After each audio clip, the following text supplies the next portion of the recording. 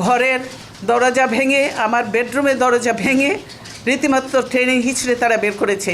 আমি কার কাছে এসবের প্রতিকার চাইব? এই উচ্ছেদ করতে গিয়ে যে অমানবিক আচরণ তারা করেছে, তাতে আমি নিজে অপমানিত, লাঞ্ছিত শুধু নই, লজ্জিত বোধ করছি। আমার পরিবারের সদস্যদের গায়ে হাত তুলতেও তারা দ্বিধাবোধ করেনি।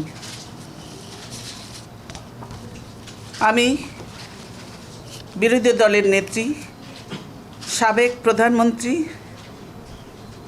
বাংলাদেশের বৃহত্তম রাজনৈতিক দলের নেত্রী, সাবেক সেনাপ্রধানের স্ত্রী, সাবেক রাষ্ট্রপতির স্ত্রী, আমার সাথে স্বাধীনতা ঘোষকের স্ত্রী, আমার সাথে যদি এই আচরণ করতে পারে তাহলে দেশের সাধারণ মানুষের কী অবস্থা তা আপনারা সহজেই অনুমান করতে পারেন।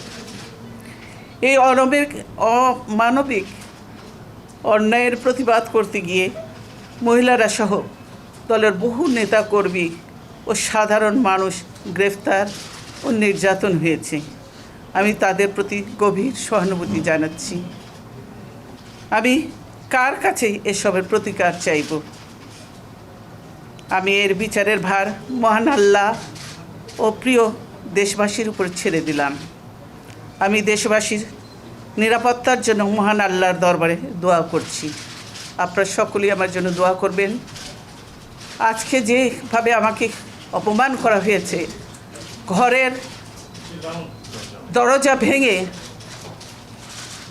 ভেঙে আমার বেডরুমের দরজা ভেঙে রীতিমাত্র ট্রেনে হিঁচড়ে তারা বের করেছে এবং এমনভাবে বলছে যে পুরুষ মানুষ এমনভাবে বলছে যে জোর করে ওনাকে উঠিয়ে নিয়ে এসে